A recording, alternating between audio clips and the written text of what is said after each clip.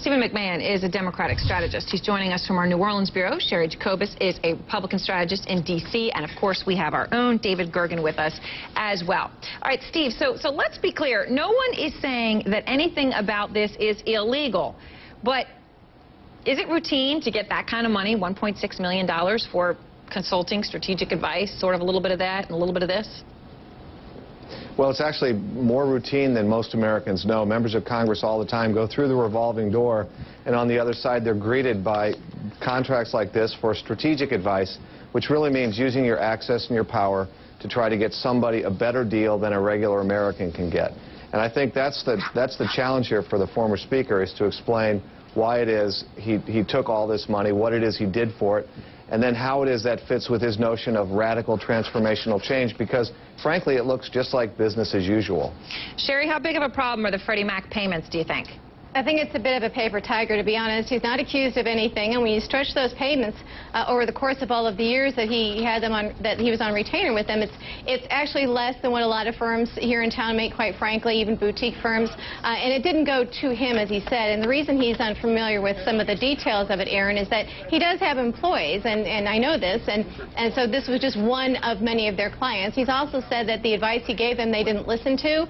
He said he warned them about the bubble, and he warned them, he basically said you have bad lending practices. Now, we know a lot of people were warning them. Maybe they thought perhaps if they were paying him that he would give them a different response, but he didn't. I don't see this as a problem at all. I see this as making something out of nothing.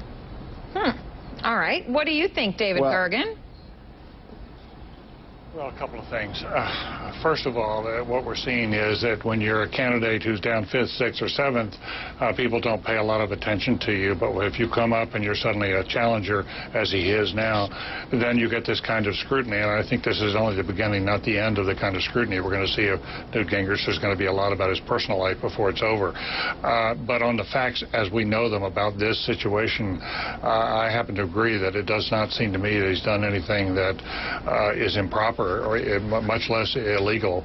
Right. He was hired. I think it's objectionable that these semi-government entities for so long were paying people so much. He was only one of many people, and I think finally the Congress is going to try to put a stop to that. But on his face, I think his only danger is if he mischaracterizes what he did, or if he misleads people and then he's found out. As to taking that much money over a long period of time, you know, it doesn't rise to this level of something that, you know, usually causes much political trouble. It is amazing how we're the only country with a Fannie and a Freddie, and our home ownership isn't even as high as other countries that don't have all these generous mortgage deductions, and we can't seem to get rid of them. Maybe one day. But let me throw this poll up and get each of you to respond to it.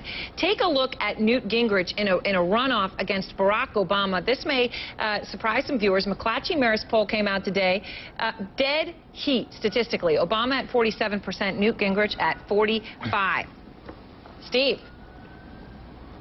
Well, listen, I think it demonstrates what we all know, that 2012 is going to be a lot different than 2008. You know, in New Hampshire, President Obama won. He won New Hampshire in 2008 by 9 points over Senator McCain. John Kerry carried it by 1 point. George Bush carried it by 1 point 4 years before that. It's a classic swing state. And what you're seeing really in this poll is two things. Number one, Mitt Romney's been campaigning in New Hampshire for quite a long time now, 6 years probably. And second, you know, this is the Barack Obama versus another candidate. And whether the other candidate is Mitt Romney or Newt Gingrich even, it's going to be a very, very close race because it's a very, very close state. And I think that's really all we're seeing here right now. David Gergen, any chance for someone else to rise, as we have seen? Someone pointed out the other day, it's not just been Rick Perry and Herman Cain and Michelle Bachmann and now Newt Gingrich, but earlier, before, when she wasn't even running, there was Sarah Palin and there was also Donald Trump. So is there anybody else to come to the top? I don't think so, because I think we've run out of alternatives. Isn't this sort of the last one standing in terms of the alternatives? Maybe I've missed somebody like Santorum. Maybe Huntsman can suddenly catch fire in New Hampshire. We don't see that yet. But I have to tell you something. I think Newt Gingrich overall has acquitted himself in these debates as well as anybody else, and probably second only to Mitt Romney. He's been very strong in the debates. He's been very steady, but he's going to come under this additional scrutiny, and then we'll have to see what happens. I don't know. I can tell you there are a lot of reporters out there who are laying for him, and you know, I think he's going to face some tough stories. We'll see where it goes. All right, thanks so much.